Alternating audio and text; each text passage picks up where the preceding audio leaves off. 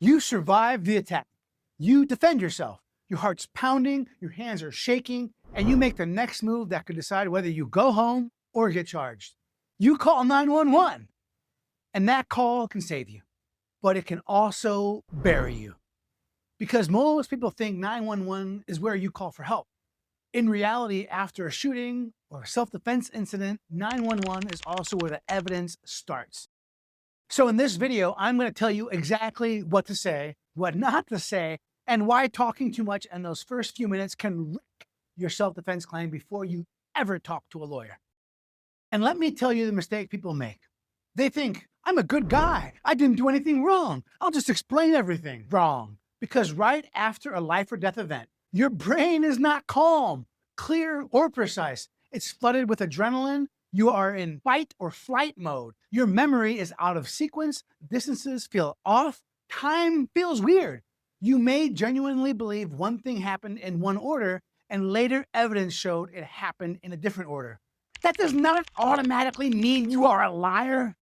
But if you pour all that panic into a 911 recorded call, a prosecutor can hold that recording up later and say, look how his story has changed. He's guilty. And that happens every single day in America. That is the trap.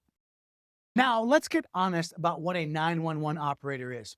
A lot of people hear a calm voice on the phone and think, helper, counselor, ally. Stop right there. That operator may be professional, they may be polite, they may even sound comforting, but in that moment, they are also part of the emergency response system, gathering information that can be relayed to law enforcement and preserved on a recording. That means every single word matters, not because the operator is evil, not because they're personally against you, but because the system is building a record in real time while you are in one of the worst mental states of your life. And the longer you talk, the more chances you have to say something incomplete, imprecise, emotional, or flat out wrong. Everything you say on that 911 call will be used against you by a prosecutor.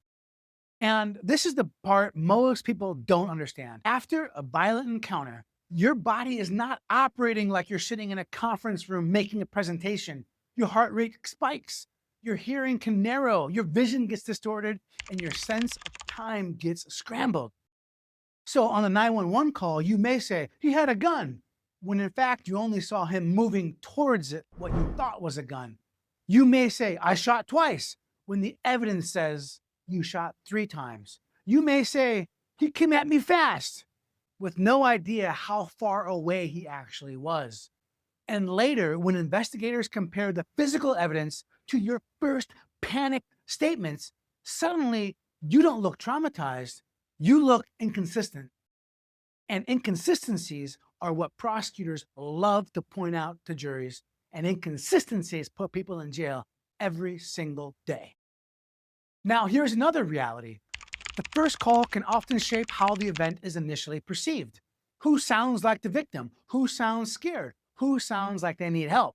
That matters. If you never call and somebody else calls first, now the responding officer may already be driving to the scene with a completely different picture in their heads. So yes, you usually do want to make the first call to 911 if you're in a self-defense incident. But the goal is to not give a full statement. The goal is to report the emergency, establish that you were attacked, get police and medical help moving, and stop talking before panic starts filling in the blanks. That's a very different mindset. So what should you say on the 911 call? Keep it simple, keep it short, keep it focused. Here's the version I want you to remember. I was attacked. I was in fear for my life. Send police and an ambulance to the location. That's it. You are identifying yourself as the victim. You're identifying the nature of the emergency, and you're asking for immediate response. Now, could there be cases where a little bit more information is necessary for safety? Of course. Every real-world situation is messy, but the principle is the same. Give what is necessary for emergency response. Do not give a rambling, emotional, minute-by-minute monologue, because once you start narrating, you start guessing. Your brain starts filling in the blanks. And once you start guessing, you start creating future problems. And that's the point where most people lose discipline. The operator asks another question, then another, then another. What is he wearing? Where is the weapon? What exactly happened? How many shots were fired? Tell me again what he did. And your instinct is to keep explaining because you think talking more makes you look more innocent. A lot of times it does the exact opposite. Because now you're no longer reporting an emergency. Now you're performing an unprepared interview in the middle of a chemical stress storm. Your brain is not acting right. So once you have conveyed the emergency and the location, the smart move is not to keep filling the silence with words that may come back to haunt you. Now let's talk about the next phase. The police are coming. They do not know who the good guy is. They do not know who started it. They do not know whether there is still an active threat. So when they arrive, your job is to survive. If you have a firearm, do not do anything that makes you look like an active threat. Follow commands. Keep your hands visible. Do not make sudden movements. Do not argue on scene about your rights while the officers are trying to secure the area. And mentally prepare yourself for this. You may be treated like a suspect even if you are the victim. But remember this, when officers first arrive, that is not the time to win a debate. That is the time to stay alive, stay calm, and stay disciplined. Now, once the scene is safe, your words still matter. This is the basic framework. Officer, I'm the one who called. I was attacked. The evidence is over there. Those people saw it. I want to cooperate, but I need a lawyer before making a full statement. Now, that is strong, that is clean, and that protects you. Notice what you're doing there. You're identifying yourself. You're identifying the crime. You are pointing to evidence, pointing to witnesses, and then you are stopping before stress and confusion turn into contradictions. That is strategy. That is not guilt. And people always ask, won't I look guilty if I don't keep talking? No.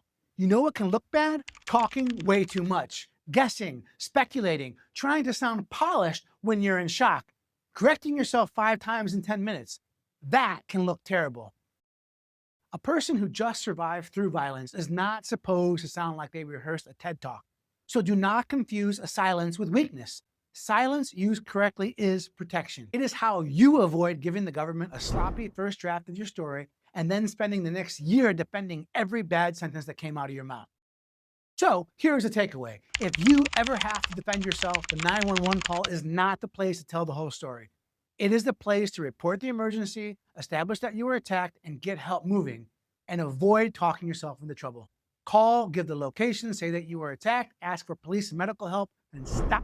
And if anybody here is thinking, well, Mark, doesn't sound right, I'm gonna let you know a little secret. When officers, police officers, are involved in police action shootings, they're told by their union rep, their lawyers, do not give a statement until you talk with your representative. Officers don't give statements at the scene.